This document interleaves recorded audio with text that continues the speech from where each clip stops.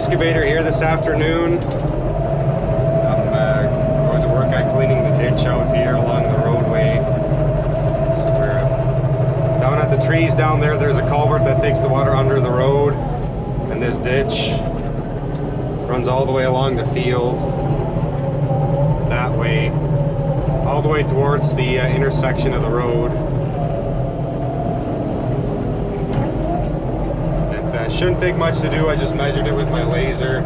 I am going to use the laser here. I'll put the receiver on the boom of our excavator, but I shouldn't really have to take more than 6 inches out here in any spot, because this is already a ditch here. It just needs to be cleaned out a little bit.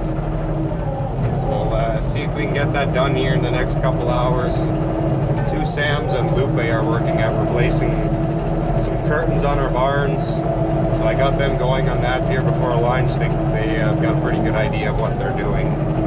But I'll go check on them once we get done with this ditch here. And they also have to help me pull out a couple of pumps, water pumps, when I get done with this ditch. So we'll see. Maybe I'll show you what we're doing with the curtains here later today or tomorrow. But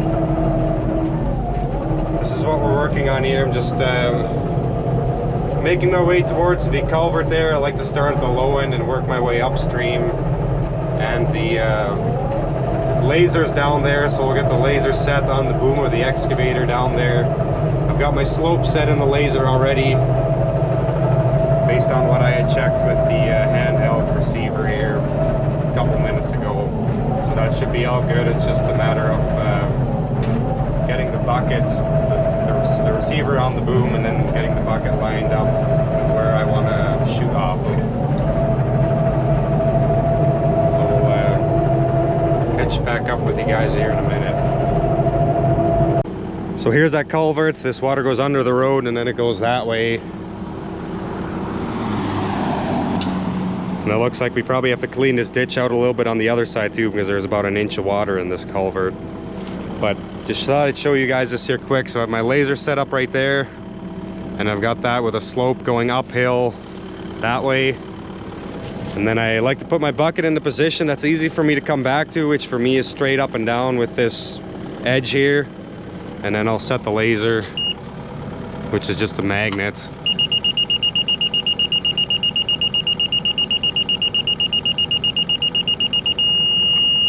Set it to where we're green. I can see that green in the cab, so all I have to do is, with my bucket in that position, get it to where it's green, and then I know that I'm on the level I need to be. And we're sloping uphill here at 0.2%, which is 2 feet every 1,000 feet, essentially.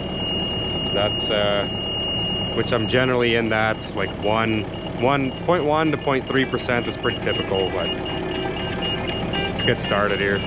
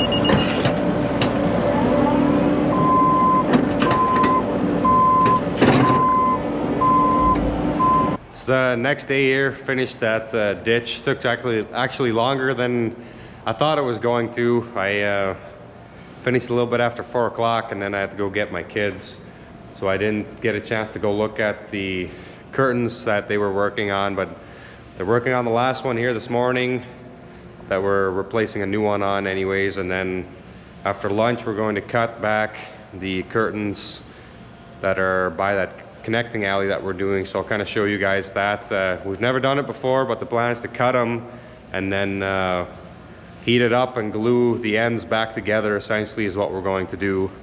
So we'll see how that goes. I've kind of got a plan, but we'll see if it works. But thought I'd show you guys this here. Talked about some of the changes we were going to make in our manure building. So this morning was kind of going through planning, do a little bit of planning, and try to make a little bit of a list of PVC fitting. So we're going to need some 3-inch, some 6-inch, and some 8-inch PVC pipe and fittings, as we're going to do quite a bit of rearranging in here. So I'll maybe try to explain it as best as I can. So if you guys remember, we used to have a Dota screw press up here, which is for sale if anybody's interested in a Dota screw press. It's got the bigger size auger in it. I would let it go for a pretty good price because I want to get it out of here. And then we have 2 Piet conveyors that I would give along with that screw press if anybody's interested. So I think my email is in the description if anyone's interested in that screw press or conveyors or both. Yeah, send me an email. Yeah, I'd like to get it out of here. But the plan is this is our original sand manure separator. This thing is like 16 years old, 17 years old. It's pretty well rusted through. We've put a liner in it, I don't know, probably 10 years ago already. There's a divider wall on the side of it that's pretty much rusted through. We've welded on the downspout at the end, or replaced that several times. It's at the end of its life, and we needed to do something because we need more capacity, because we'll be bringing the manure from our heifers into this system now also, and we were pretty much maxing these 2 out here already. So we will be replacing this one sand manure separator with a larger one, and that's sitting outside. I'll show you guys that here in a second. And then the cyclone that's mounted on top will be mounted on our second one there. And then we are putting a liner in that one here next week. That's the first thing we'll be doing. Putting a liner in that separator, mounting the cyclone on that, and then this sump for the cyclone will get moved over because that new sand manure separator comes all the way back to here. It'll sit on a little kickstand here about 6 inches high, and then it'll actually sit on the top of that concrete wall over there. The thing that we've been, or I've been looking at quite a bit here the last couple of days, is how we're going to get that thing in here, because it's huge and we don't have much room to work with.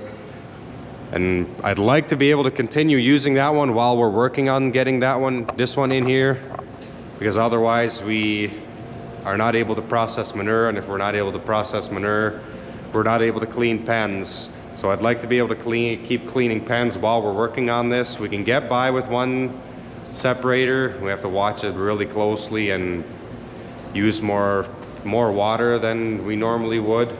But if we have to do that for a few days to still continue to be able to process manure, that's yeah, we'll just have to work with that. If we have to take both of these out to be able to get that big one in here, we'll probably be down, I mean, best case scenario, I'd say a half a day. Worst case scenario, a couple of days, depending on how it goes, because we have to remove it. We'd have to remove everything out of here and then bring it back in, plumb everything back in. I mean, it'd be a long day to try to get that all done in a day, which means we would not be cleaning pens in the barn. So, and I'd like to try to avoid that if we can. I will say, because I've had questions before on reliability on this equipment here, and knock on wood, some wood right here, knock on wood, I can count on one hand in the last 15 years that we have not been able to clean pens because of a breakdown in here, and it's less than the fingers on one hand, the amount of times that's happened. In general, the equipment has been fairly reliable. There's a lot of tweaking we've done to this system from how it was originally, but the equipment itself has been fairly reliable, and we do have a lot of backups, like backup pumps. We've got 2 separators, and we can run with one if we need to, which we'll probably still try to set that up when we get this big one put in here, so that we can still operate on one or the other if we need to for a short time. But we'll maybe get more into that once we get all this into place. And then that Dota was sitting on this stand up here, and then we were gravity feeding the liquid into the sand separators to separate the sand. Well, that's gone. We'll be putting in a 8x8 slope screen, which is also sitting outside. This all this piping will come out, this gate will come out because it'll overhang this pit. The solids will drop into the pit and get mixed back in and pumped to the lagoon, to the manure storage, and the liquid will go to a pit on the other side of the building here, and then we will pump that liquid into our sand manure separators to dilute the raw manure to be able to separate the sand. But yeah, show you guys when we get into doing all this stuff. Just wanted to kind of give you guys a little bit of an idea of what we're doing in here, and I'll show you guys those pieces of equipment here quickly.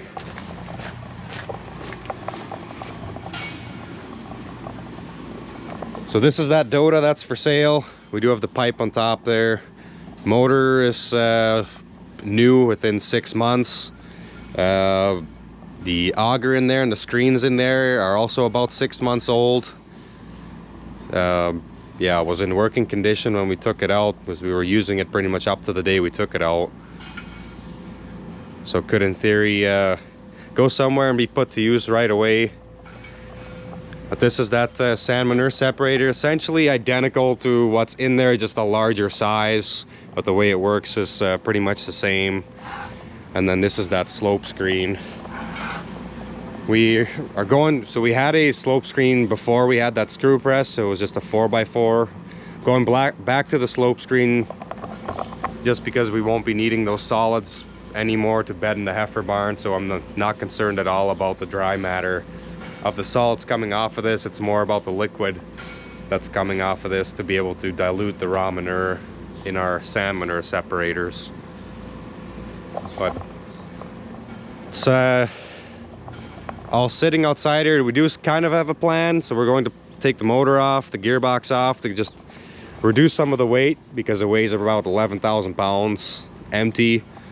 So that should take off about 1,000 to 2,000 pounds probably, because this is all pretty heavy. And it also give us a little less length as far as getting it around in there. But like I said, we'll show you that once we actually start putting it in place. After lunch here, yeah, we'll work on those curtains some more and try to get the curtains wrapped up here. Possibly today. Actually, I can't say that. Right behind me here, we still need to put this top curtain in, and I was sure that we had one for this section in the shop on our storage rack, but we do not. So I ordered a curtain for this yesterday. I would expect to see that in the next couple weeks. We'll just have to put it in, which is not a huge deal. But we had already cut the old one out because I was pretty positive we had one for this, but we must have used it somewhere else. But not a huge deal. So that we'll be waiting on that curtain. That'll be the last curtain we'll have to repair for this year, I think. But we'll yeah, we'll catch back up with you guys after lunch here.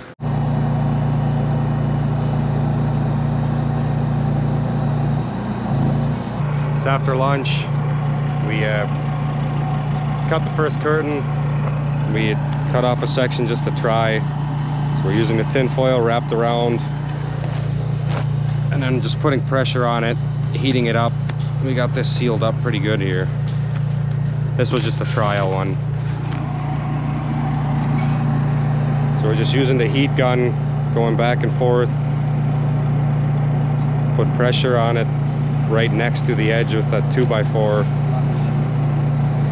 and it's just melting it together. So we need to shorten it up because this curtain used to go all the way to the doorway here, where now it's going to come to here. So we'll shorten it up, get the connection pieces put back on there because it ties in inside with some zip ties. And then we'll air it up and see if we've got any holes on the end. That first little bit we did, that looked like it worked pretty good.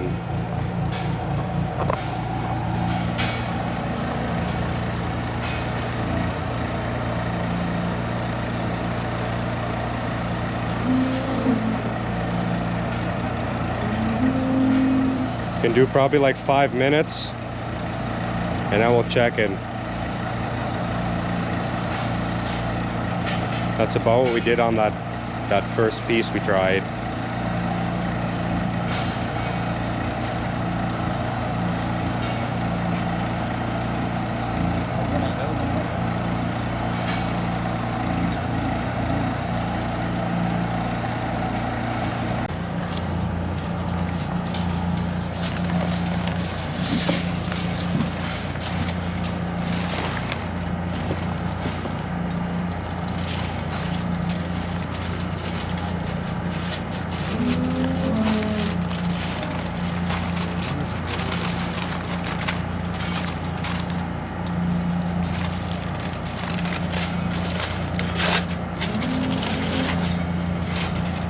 Oh yeah, that looks good.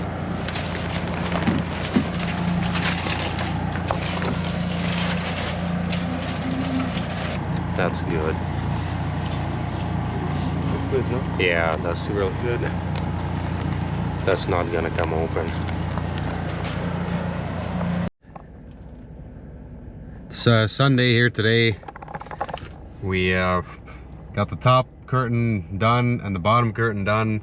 Then our heat gun broke down. Was still heating, but not like it was supposed to. Not enough to melt that plastic, so we couldn't quite finish that middle curtain. I have a new one ordered. Should be here Tuesday. So then we'll get that curtain done here. But wanted to show you guys, we've had that curtain, top curtain running here now for a day and a half here, I suppose, roughly.